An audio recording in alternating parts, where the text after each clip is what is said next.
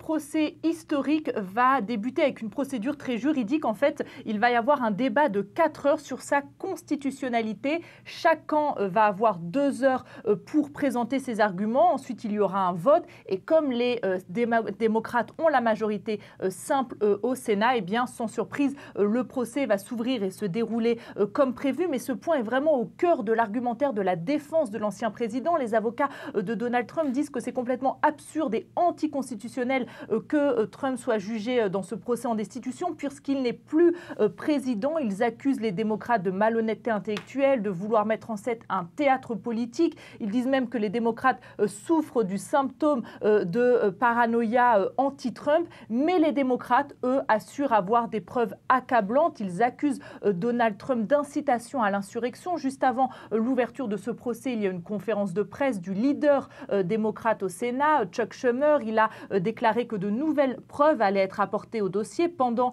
ce procès. On sait déjà que les démocrates ont l'intention de montrer des extraits du discours de Donald Trump le 6 janvier face à ses partisans lorsqu'il les a appelés à manifester. Il leur a notamment dit qu'il n'allait pas pouvoir reprendre le pays en étant faible. Ils veulent aussi montrer des vidéos dans lesquelles on voit des émeutiers dire qu'ils agissent à la demande de Donald Trump. Pourquoi les démocrates, Sonia, tiennent-ils autant à ce procès ?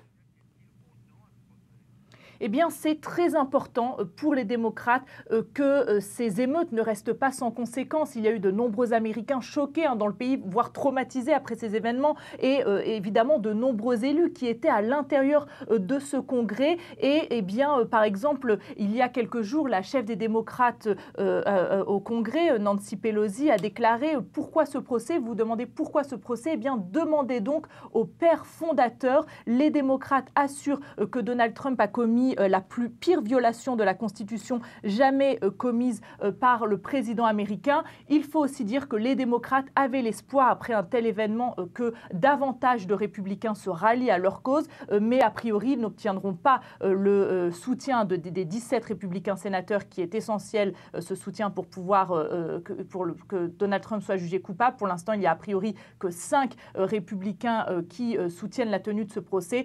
Donc cela, a priori, restera tout d'abord symbolique.